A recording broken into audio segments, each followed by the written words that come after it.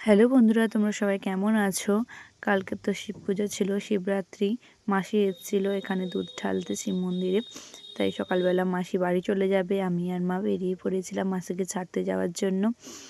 তারপরে ওই রাস্তা দিয়ে যাচ্ছিলাম যেখানে আমরা পুজো দিয়েছিলাম, সেখানে তোমরা দেখালাম, তোমাদেরকে একটু দেখালাম। কালকে আমরা এখানেই পুজো দিতে এসেছিলাম রাত্রিবেলা। আজকের আমাদের এখানে হাট বাজার বসে, বাজার বসে, খুব বড় করে বাজার বসে। তাই জন্য তোমাদের একটু দেখালাম কি কি বাজার বসছে আমাদের এখানে।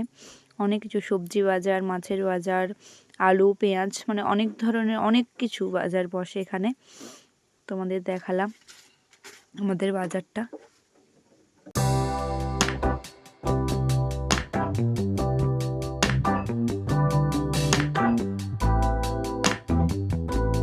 তারপরে মাসি মাছ কিনে মাসিকে টোটে উঠে দিয়েছিলাম।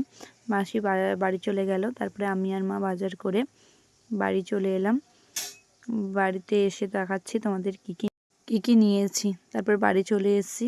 এই যে আলু, এঁচোড়, ভেন্ডি, মটরশুঁটি, কুল, মাছ এইসব নিয়েছিলাম। তারপরে স্নান করে নিলাম। স্নান করে কাল বার রেখেছিলাম, ঠাকুরের মাথায়, শিবের মাথায় জল ঢেলে দিলাম। জল ঢেলে বার ভাঙলাম। তারপরে পুজো এসে দেখি না মা এঁচোড়ের তরকারিটা বসিয়ে দিয়েছিল, তাই জন্য তোমাদের দেখালাম। আর মা আমাকে বলল চিংড়ি মাছটা করতে, তাই চিংড়ি মাছের বাটির তরকারিটা আমি বসিয়ে দিলাম। প্রথমে তেলে শুকনো লঙ্কা, তেজপাতা দিয়ে পেঁয়াজগুলো তুলে দিতে হবে।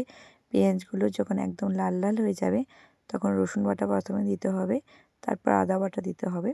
আদা বাটা, রসুন বাটাটা লাল লাল হয়ে যেতে তারপর টমেটো দিয়ে দিতে হবে। টমেটোটা ভালো করে এক দুবার নাড়ানোর পর জিরে গুঁড়ো, ধনে গুঁড়ো, লঙ্কা গুঁড়ো, হলুদ গুঁড়ো দিয়ে ভালো করে জল দিয়ে কষাতে হবে। কষানো হয়ে গেলে মাছগুলো দিয়ে এক দুবার কষে একটু জল দিয়ে সিদ্ধ করে নিতে হবে।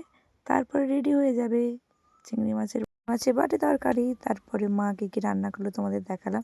এটা বাটি তরকারি চিংড়ি মাছের, ওটা এঁচোড়ের তরকারি, এটা মাছে আমচুর দিয়ে টক, পটল ভাজা, ভেন্ডি ভাজা। আজকের মতন এইটুকুই।